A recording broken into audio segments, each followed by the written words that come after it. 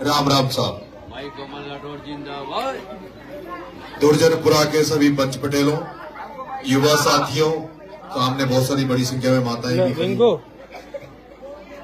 अंता में उपचुनाव हो रहा है। वैसे ये गांव 12 में रहना चाहिए, 12 विधानसभा में, लेकिन आपका गांव उधर अंता से जोड़ रखा है। आगे बीमारियां हो जाएगी। तो पहले तो पता ही नहीं था कि भाई 12 में भी अंता का गांव यहाँ पर इस तरह से है। अंता में उपचुनाव है और उपचुनाव 2.5 साल के लिए है।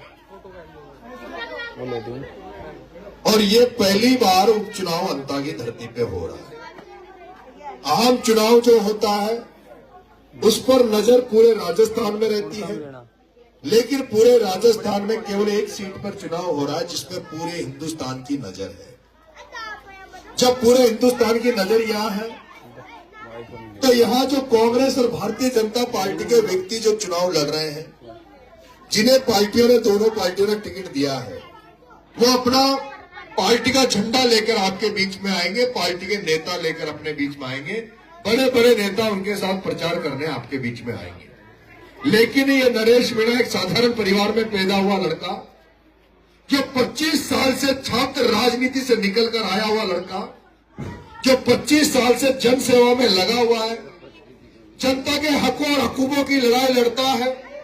जहां कहीं भी नरेश को राजस्थान में यह लगता है कि इस व्यक्ति को नरेश की जरूरत है, गरीब व्यक्ति है, कमजोर व्यक्ति है, इसकी कोई मदद नहीं कर रहा, नरेश तेरी इनको जरूरत है, वही उनके साथ खड़ा हो जाता हूं।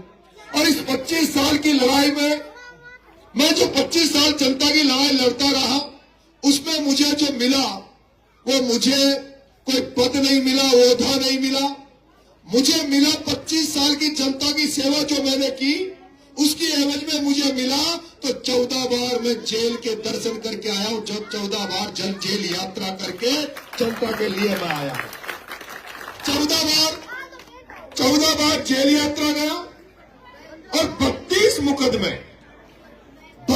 मुकदमे मेरे पर अब तक दर्ज हो गए।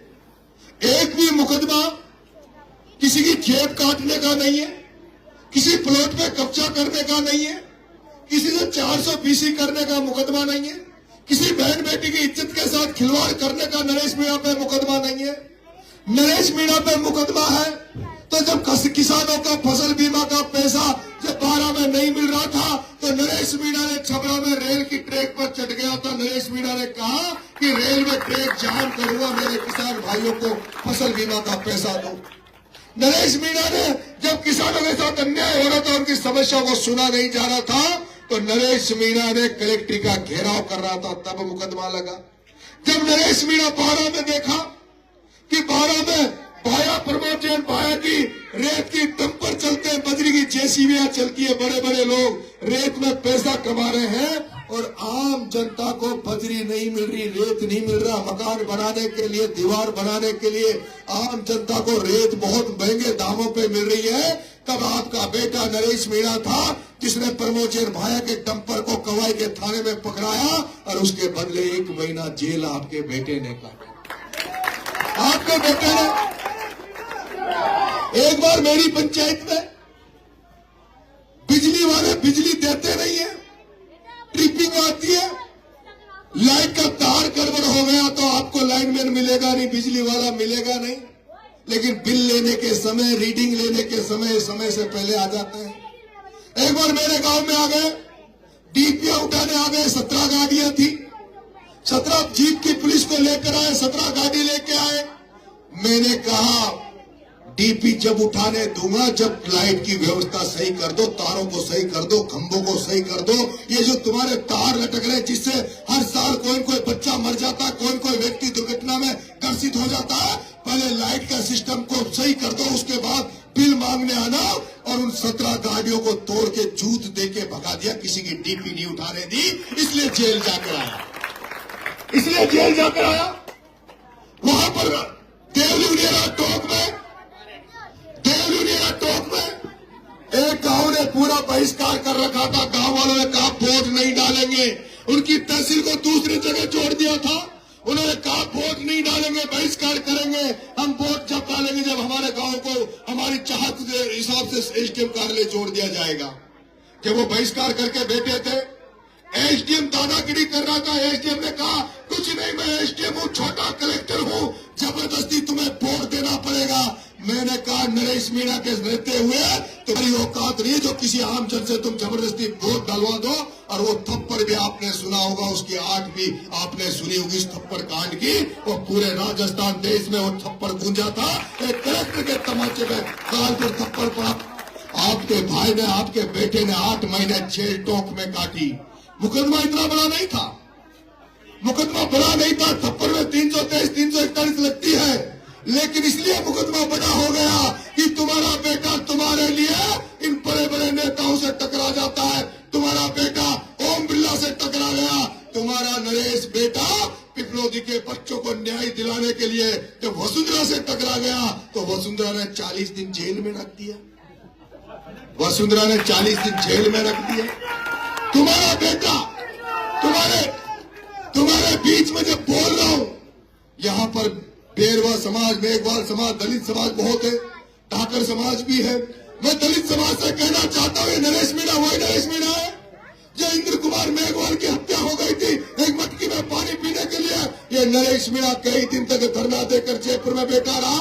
ये नरेश मीणा वही था जो गरीब बच्चे पिपलोदी में भील समाज के, दलित समाज के बच्चे मर गए थे, उनको न्याय दिलाने के लिए 15 दिन अन्न छोड़ दिया था और हॉस्पिटल में भर्ती हो गया। सरकार से भी उनकी मदद करवाई और जनता से मिलकर 1 करोड़ भी उनकी मदद करवाई। मैं आपसे कहना चाह रहा हूं, पूर्वी राजस्थान, पश्चिमी राजस्थान में कोई व्यक्ति सरकारी तंत्र की वजह से मर जाता है, वहां के नेता धरना देते हैं, 50-50 लाख की मदद करवाते हैं। लेकिन 12 जिले में कोई भी मर जाए तो नेता संभालते नहीं है, कोई पूछ नहीं रहा क्यों मर गया, कैसे मर गया। आज दिन तक 12 जिले वालों बता दो, कोई लाइट से मर गया, कोई सांप के काटने से मर जाता है, कोई खेत पे काम करने से मर जाता है, उसको सरकार 5 लाख रुपए देती है। कभी सुना किसी नेता ने किसी आदमी के लिए धरना दिया, ज्ञापन दिया या उसके लिए मदद करी?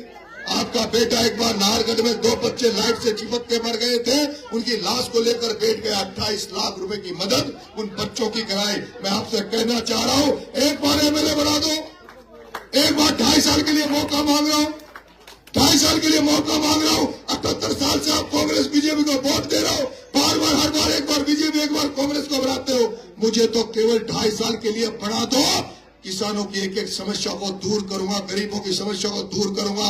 वादा कर रहा हूं, जिस दिन आचार संहिता खत्म हो जाएगी उसी दिन किसानों को, हजारों किसानों को लेके कलेक्ट्री पे बैठ जाऊंगा और कलेक्टर से हिसाब मांगूंगा। कलेक्टर, जो सोयाबीन खत्म हो गई, जो धान की फसल खत्म हो गई, उसको नरेश मीणा तभी अनशन से उठेगा जब फसल बीमा का पैसा इन किसानों को दे दिया जाएगा, गरीबों को दे दिया जाएगा। हालात खराब है, हालात खराब है, हालात खराब है, हालात खराब है। किसानों को खेतों में खाद की जरूरत पड़ रही है, खाद के लिए लाइनों में लगना पड़ रहा है। 1400 का कट्टा 1800, 2000 में मिल रहा है, उसके साथ भी अटैचमेंट किया जाता है। आपके यहाँ पर उर्वरक परियोजना का काम वर्षों से चल रहा है, लेकिन जनता के लिए आंदोलन करें, जरूरत पड़ेगी तो आपके लिए सड़कों पे भी लड़ाई लड़ूंगा। कभी जेल जाने से ना डरा हूं, ना आगे डरूंगा, मुकदमे खाने से ना पहले डरा हूं, ना आगे डरूंगा। जेल भी आपके लिए जाना पड़े तो जेल जाऊंगा, मुकदमे खाने पड़े तो मुकदमे खाऊंगा, लेकिन आपकी अन्याय आपके साथ नहीं होने दूंगा। और विधानसभा में तो जिस तरह से आज नरेश मीणा बोल रहा है, आज नरेश मीणा बोल रहा है, इसी आवाज को जब तुम राजस्थान की विधानसभा में सुनोगे, जब किसानों के हितों के लिए नरेश मीणा राजस्थान की विधानसभा में बोलेगा, जब दलितों के हकों के अधिकारों के लिए राजस्थान की विधानसभा में इस नरेश मीणा की आवाज जब गूंजेगी तो तुम्हें भी गर्व होगा कि हमने एक ऐसे एमएलए को बिठाकर विधानसभा भेजा है जिसके मारे 200 विधायक चुप है, लेकिन नरेश मीणा की आवाज गूंज रही है। एक बार मौका दे दो। आज आप 5-7 एमएलए को जानते होंगे, 200 एमएलए राजस्थान में, 200 एमएलए को नहीं जानते होंगे, लेकिन पूरा राजस्थान आपके बेटे को जानता है, पूरा राजस्थान नरेश मीणा को जानता है। किसी भी कोने में जाके कहोगे कि हम नरेश मीणा की विधानसभा के हैं, हम नरेश मीणा के वोटर हैं, तो आपको मान भी मिलेगा, सम्मान भी मिलेगा। आपको लोग इज्जत से आपके सामने पेश आएंगे, कहेंगे कि आपने पुण्य का काम किया है, आपने एक ऐसे किसान के बेटे को विधानसभा में भेजा है जो अंतरी पूरे राजस्थान की जनता की सेवा करता है। 25 साल से सेवारत हूं, 2 साल से उगाड़े पैर घूम रहा हूं मैं, नंगे पैर गांव गांव जा रहा हूं, पैरों में छाले हो रहे हैं, इसलिए नंगे पैर जा रहा हूं। ये प्रमोद जैन जैसे भ्रष्ट नेता को, ओम बिरला जैसे व्यवसायीकरण की राजनीति करने वालों को, जिन्होंने राजनीति को पैसे कमाने का धंधा बना दिया, इन धंधा करने वालों को, कारोबारियों को नरेश मीणा विधानसभा लोकसभा में रोकना चाहता है, इन भ्रष्ट नेताओं को राजनीति से दूर करना चाहता है, इसलिए नंगे पैर घूम रहा हूं। अगर आप चाहते हो कि मेरी मदद करना चाहते हो, आप चाहते हो मेरे पैरों में छाले नहीं और जूते चप्पल पहनकर आपके बीच में आऊं, तो मेरे पर कृपा करना, मुझे विजय श्री दिलवाना। मदद करोगे?